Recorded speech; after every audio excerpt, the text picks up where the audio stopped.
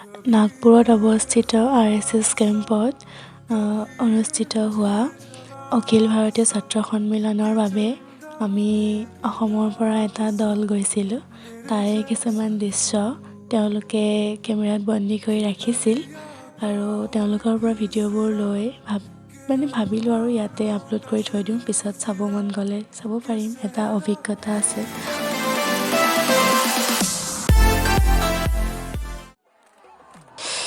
শংকৰদেৱ কিনো তোমাৰ লীলা গাই আমি ইমানবোৰ মানুহৰ পৰা মৰম পাম বুলি ভবা নাছিলোঁ, কিন্তু তেওঁলোকৰ মানুহসকলে আমাক বহুত মৰম দিছিল। তেওঁলোকেও আমাৰ লগত আগভাগ কৰিছিল। আপোনালোকেও চাই যাওক ভিডিঅ'টো শেষলৈকে।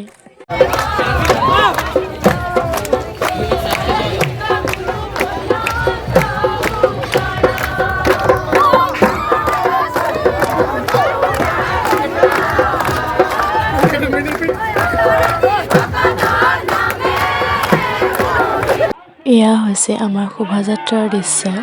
চাওক, ইমান ধুনীয়া এটা শোভাযাত্ৰা।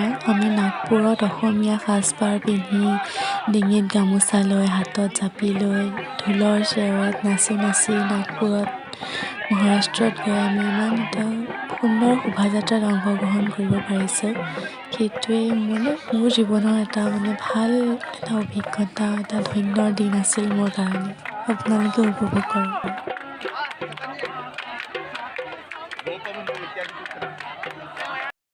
আপোনালোকে এই দৃশ্যটো ভালদৰে চাওক। ওপৰৰ পৰা কি ধুনীয়াকৈ তেওঁলোকে ফুল পেলাইছে আমাৰ গাত। একে সৰগত থকা যেন অনুভৱ হৈছিল সেই সময়খিনি। বহুত ধন্যবাদ আপোনালোকক ইমান মৰম দিয়াৰ বাবে, আমাৰ অসমৰ দলটোক লগতে সকলো লোককে ইমান মৰম দিয়াৰ বাবে।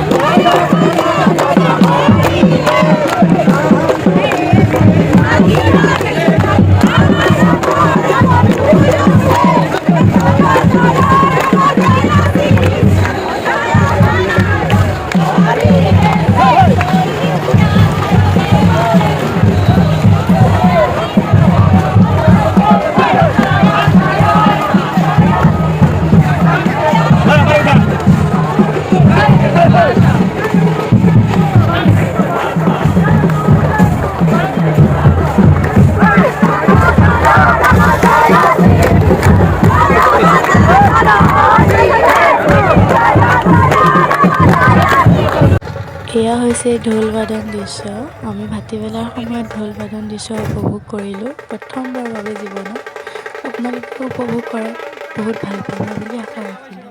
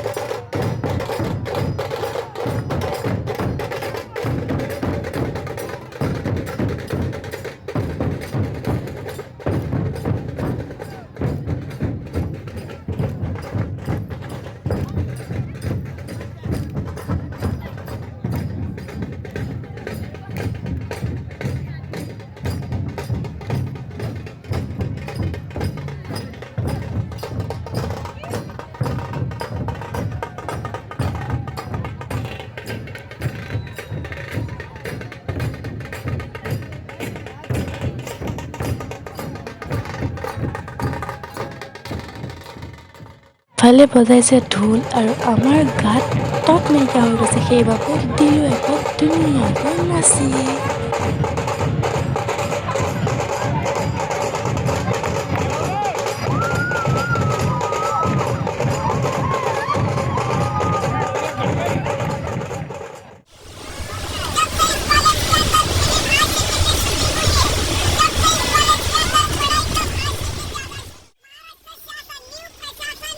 ইমান এক্সপিৰিয়েঞ্চ কাৰো নাছিল, গতিকে আমি যিখন বাছত গৈছিলোঁ বাছখনত এজন গাইড লৈছিলে।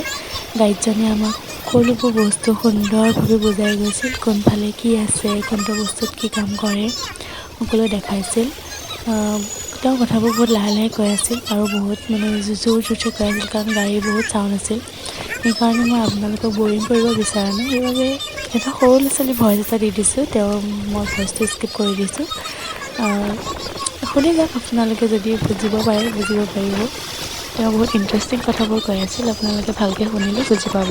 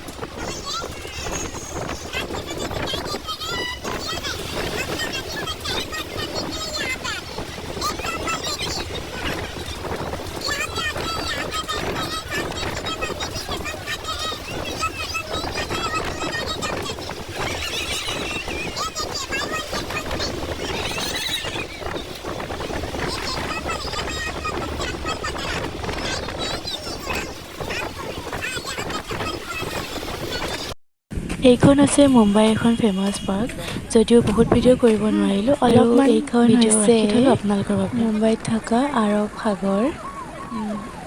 মই বহুত এক্সাইটেড হৈ আছিলোঁ, প্ৰথমবাৰৰ কাৰণে সাগৰ দেখিছোঁ। বহুত বেছি ভাল লাগিছে, আপোনালোকেও এনজয় কৰক চাই। সাগৰৰ পাৰৰ এই শান্ত পৰিৱেশটোৱে মোৰ মনটো ভৰাই পেলালে। আপোনালোকেও কেতিয়াবা যাওক, সাগৰখনৰ লগত অলপ সময় কটাওক। জীৱনত কিজানি ইয়াতকৈ আৰু ভাল অভিজ্ঞতা একো হ'ব নোৱাৰে। আপোনালোকে কেতিয়াবা যাওক, চাই আহক। মুম্বাইত অৱস্থিত তাজ হোটেল চাবলৈ যোৱা ভিডিঅ' আছিল, কিন্তু সকলোবোৰ ডিলিট হৈ গ'ল স্পেচ ফুল হোৱাৰ বাবে। সেইকাৰণে এটা ৰিলছ বনাইছিলোঁ, সেই ৰিলছটোকে মই আপোনালোকৰ লগত শ্বেয়াৰ কৰিছোঁ। আপোনালোকে আৰু বেয়া নাপাব আৰু এইটো হৈছে কলিকতাত অৱস্থিত বেলুৰ মঠ টেম্পল। বহুত ধুনীয়া এটা পৰিৱেশ, শান্ত পৰিৱেশ, চৰাই চিৰিকটিৰ বাহিৰে একো কথা আপুনি নুশুনে, কেৱল শান্তি এটা পৰিৱেশ। যদি আপুনি বিচাৰে আপুনি ইয়াত যাব পাৰে, বহুত ভাল লাগিব আপোনাৰ। মই যোনখিনি জেগাত ফুৰিব গৈছিলোঁ মই সকলোতে ভিডিঅ' অলপ অলপ হ'লেও ৰাখিছিলোঁ, কিন্তু মোবাইলত স্পেচ ফুল হোৱাৰ বাবে সকলো ডিলিট হৈ গ'ল। তাৰ বাবে আপোনালোকৰ ওচৰত ক্ষমা খুজিছোঁ, আপোনালোকক ভালকৈ দেখাব নোৱাৰিলোঁ। আমি ঘৰলৈ আহি আছিলোঁ, ট্ৰেইনত ব'ৰ লাগিছিল, সেইকাৰণে মই বনালোঁ এটা ৰিলছ। আৰু ৰিলছত চাওক, এয়া হ'ল কাকলি বা, এয়া হ'ল জুবলি বা, আৰু সেইগৰাকী হ'ল আমাৰ কৰবী। মোৰ কেইখনমান ভাল লগা ফটো মই শ্বেয়াৰ কৰিছোঁ, চাব পাৰিব।